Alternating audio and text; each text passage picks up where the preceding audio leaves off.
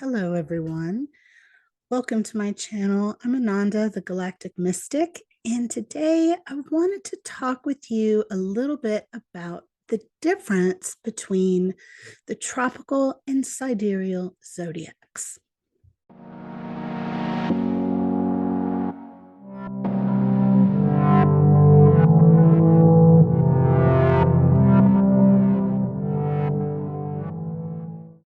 Now, there are many hotly debated subjects in astrology, and which zodiac is the quote unquote right one is definitely one of the top arguments between astrologers. Now, this is going to be a user friendly breakdown. I'm not going to get terribly technical, and I'm hoping that this will offer some basic understanding of the differences between these two systems and also the similarities, because there are some. So let's just get right into it. What are the differences between the tropical zodiac and the sidereal zodiac? Now, if you read your horoscope online or back in the day in a magazine or in the newspaper, chances are can be pretty sure that that zodiac is based, or that, excuse me, that horoscope is based on your tropical sun sign. It is the zodiac that is most commonly used in Western astrology. The sidereal zodiac is used by Vedic astrologers and a growing number of astrologers who aren't Vedic astrologers but do use the sidereal zodiac. So the zodiac is a circle in the sky. If we could color it for easy viewing, it would look a lot like a belt across the sky. If you look out at night and are able to locate some planets and maybe the moon, if you were able to draw an imaginary line connecting these planets, they would all be lined up in this circle or belt in the sky. All of the planets, the sun and the moon, are always in a circle, and this circle is called the ecliptic plane in astronomy. And basically, this is the apparent path that the sun takes across the sky. Of course, we know that it's actually the Earth's orbit around the sun, but from our perspective, it looks as if the sun is moving across the sky. There are exactly 360 degrees in a circle, and there are 12 zodiac signs, each of exactly 30 degrees. Simply, a zodiac sign is a 30-degree section or slice of the sky out of that 360 degrees. Now, both the tropical and sidereal zodiacs use the same signs in the same order. They do not agree which area of the sky is assigned to each zodiac sign. The circle is a symbol of infinity, like the snake eating its tail, the Ouroboros. The oldest known Ouroboros was found in the tomb of King Tut, who died in Egypt around 1324 BC. So this is an ancient symbol, and this symbol refers to the mystery of cyclical time flowing back into itself, according to leading Egyptologists. The Ouroboros appears all over the globe, though, throughout the eras in many different cultures and traditions, and it speaks to the great mystery of the eternal journey of life, death, and rebirth. And this speaks to the metaphor of the zodiac as a symbol of the divine journey a soul takes throughout time. So most people know their sign.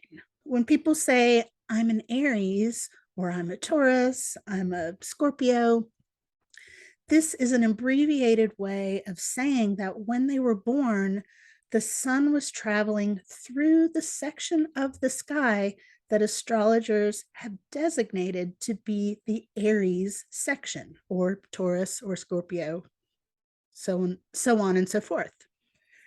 And the zodiac that you are using determines which section of the sky is assigned to those signs.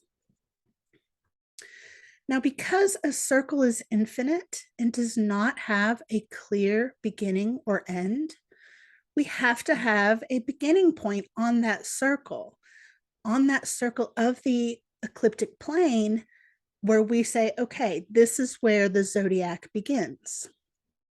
And in both sidereal and tropical zodiac systems, the zodiac always begins at 0 degrees of Aries.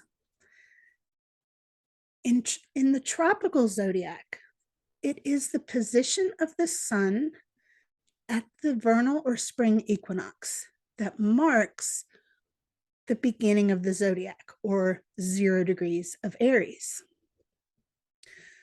The position of the sun at the summer solstice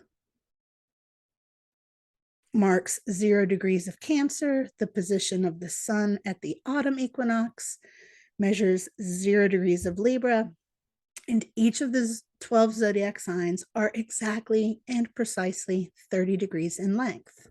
The sidereal zodiac, unlike the tropical zodiac, is based on the position of fixed stars. However, astrologers who use the sidereal zodiac do not all agree about which fixed star to use as the starting point. Some use the 4 royal fixed stars as their points of orientation, much like I described a moment ago about the solstices and equinoxes being the sort of placeholders for the tropical zodiac. These royal fixed stars, for some sidereal astrologers, help them orient to the sidereal zodiac. These royal fixed stars are Aldebaran, Antares, Regulus, and Formulo. Now, some use the fixed star Spica as the beginning of their zodiac. So there is variation even within the sidereal zodiac system. So currently, the difference between the 2 zodiacs is approximately 24 degrees, with the sidereal zodiac being approximately 24 degrees behind the tropical zodiac. Now, this difference is growing slowly over time, but of course, the amount of this variation also depends on which fixed star is being used as the starting point of the sidereal zodiac. It's a little bit confusing, isn't it? So what about the constellations? Now, if you Google this, you will see articles written by some sidereal astrologers who claim that the sidereal zodiac is the right one because it correlates to where the planets are according to the constellations. Now, this is incorrect. The constellations, while their names correspond closely or exactly in some cases to the zodiac signs, are not to be confused with the slice of sky that represents each zodiac sign. Each section of the sky assigned to each zodiac sign is exactly 30 degrees. If you put your thumb up to the sky, this is approximately 1 degree. So you can sort of eyeball how big a 30-degree section of the sky would be.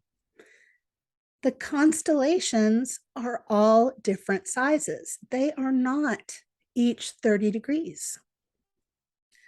Virgo is the largest of the constellations, and Capricorn is the smallest. So for the most part, both tropical and sidereal agree that each sign is exactly 30 degrees. So you can see how this thing with the constellations cannot possibly be correct.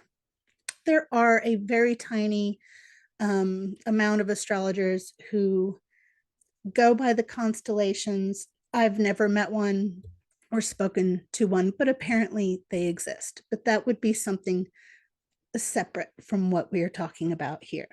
There is a lot of righteousness about which zodiac is the right one.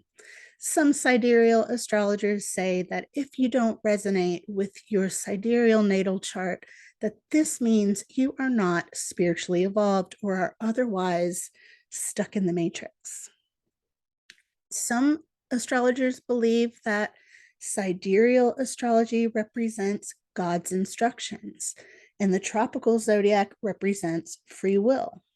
And to me, this seems like a reflection of the very dualistic view of our dominant culture, which is led by Judeo Christian religious beliefs and has a very clear demarcation of right and wrong and left and right and, God's will, free will, etc.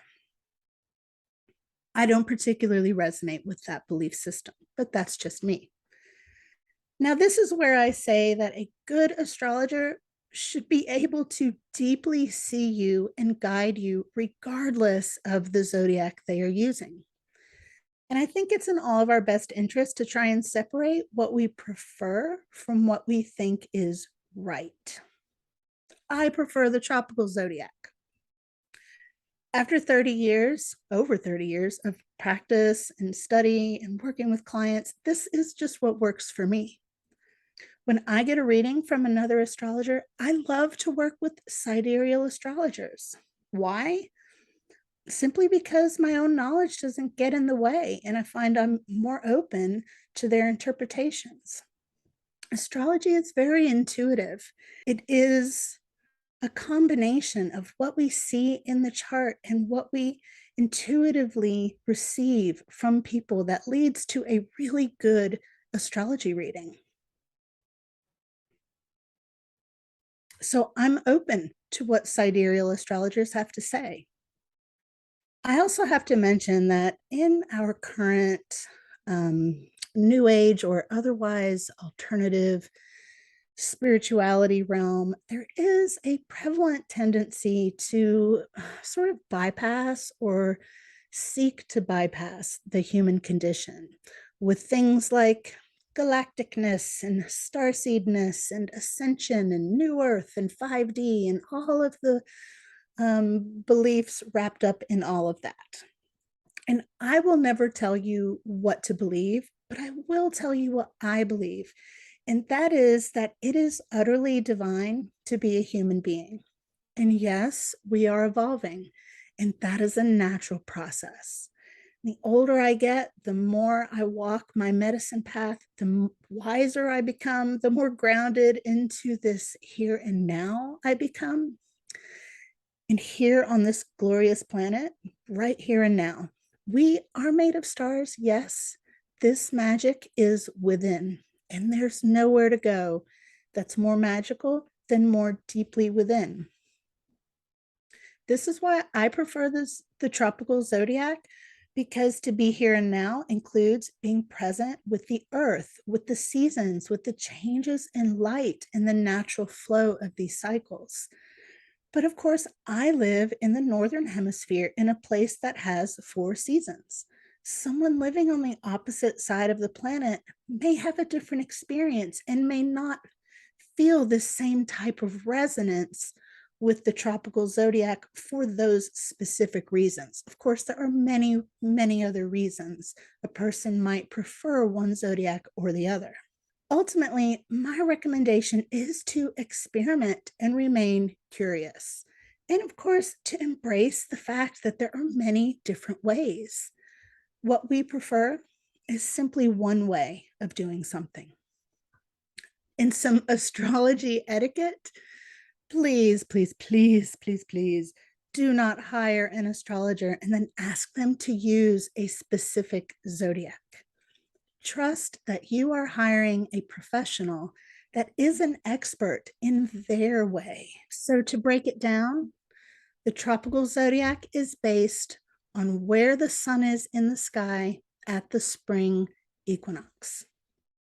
The sidereal zodiac is based on the position of certain fixed stars, but not all sidereal astrologers agree on which stars to use.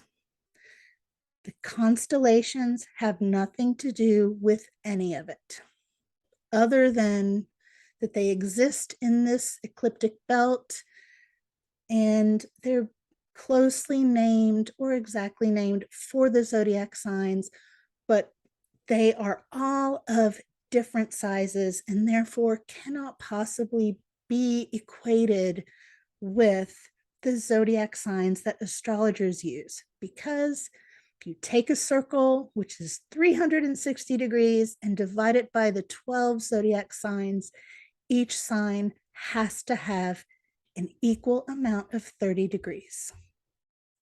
Otherwise, we're selling some of them short, aren't we?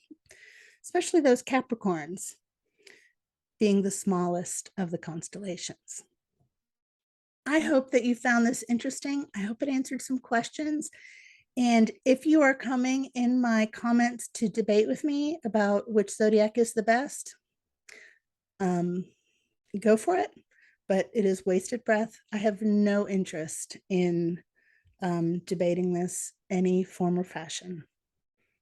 But you are all welcome to express your opinions. Much love. Thank you so much. And I will see you very soon.